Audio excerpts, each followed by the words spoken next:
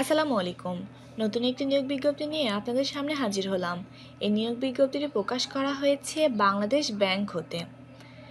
Bankers selection কমিটির তত্ত্বাবধানে 9টি bank এবং 2টি আর্থিক প্রতিষ্ঠানের সমন্বিতভাবে এই নিয়োগ বিজ্ঞপ্তিটি কিন্তু প্রকাশ করা হয়েছে। এখানে কিন্তু পদসংখ্যা রয়েছে মোট 1554টি। তাই এই নিয়োগ বিজ্ঞপ্তিতে নির্ভুলভাবে আবেদন আপনারা কিভাবে করবেন সেটি নিয়ে আজকের এই ভিডিওটি। আমরা মূল ভিডিওতে 31শে ডিসেম্বর 2024 এই নিয়োগ বিজ্ঞপ্তিটি কিন্তু প্রকাশ করা হয়েছে। এখানে পদের নাম রয়েছে সিনিয়র অফিসার সাধারণ। এখানে কিন্তু জব আইডির নাম্বার দেওয়া আছে।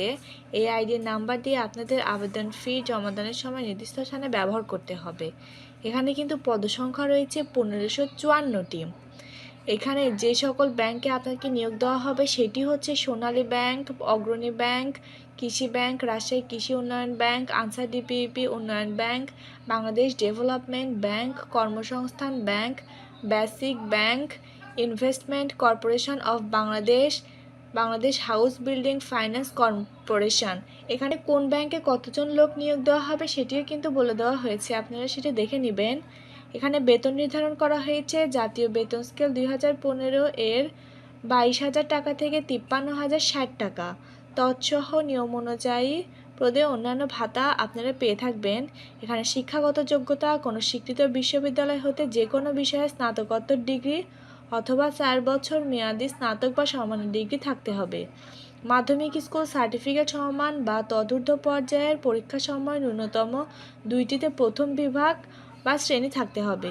গ্রেডিং পদ্ধতিতে ফলাফলের মাধ্যমে সরকারি নীতিমালা প্রযোজ্য হবে। এখানে কিন্তু আপনাদের পয়েন্টের গ্রেডটা দেওয়া আছে। এখানে জিপিএ 3 পয়েন্ট বা তদূর্ধ্ব থাকতে হবে বা প্রথম বিভাগ, এবং অনুমোদিত বিশ্ববিদ্যালয় সিজিপিএর ক্ষেত্রে 4 পয়েন্ট থাকতে হবে অর্জিত জিপিএ। এখানে বয়সসীমা নির্ধারণ করা হয়েছে সর্বনিম্ন 21 বছর এবং সর্বোচ্চ 32 বছর। এখানে আবেদন ফি জমাদানের শেষ তারিখ জানুয়ারি মাসের 30 তারিখ রাত 11:59। এখানে আবেদন ফি নির্ধারণ করা হয়েছে অফেরতযোগ্য 200 টাকা। ডাচ বাংলা ব্যাংক পিএলসির মাধ্যমে মোবাইল ফিনান্সিয়াল সার্ভিসের রকেটের মাধ্যমে প্রিপেইড পদ্ধতিতে আবেদনকারীকে নিজের বা এজেন্ট অ্যাকাউন্ট ব্যবহার করে ফি প্রদান করতে হবে। পদ্ধতি বর্ণনা করা হয়েছে, আপনারা সেটি দেখে নিয়ে সেই অনুযায়ী আবেদন করবেন।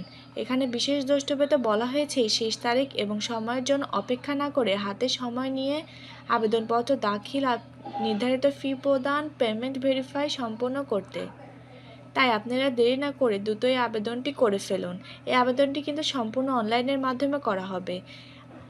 আমার এই ভিডিওটি আজকে এ পর্যন্তই। সবাই ভালো থাকবেন, সুস্থ থাকবেন। আসসালামু আলাইকুম।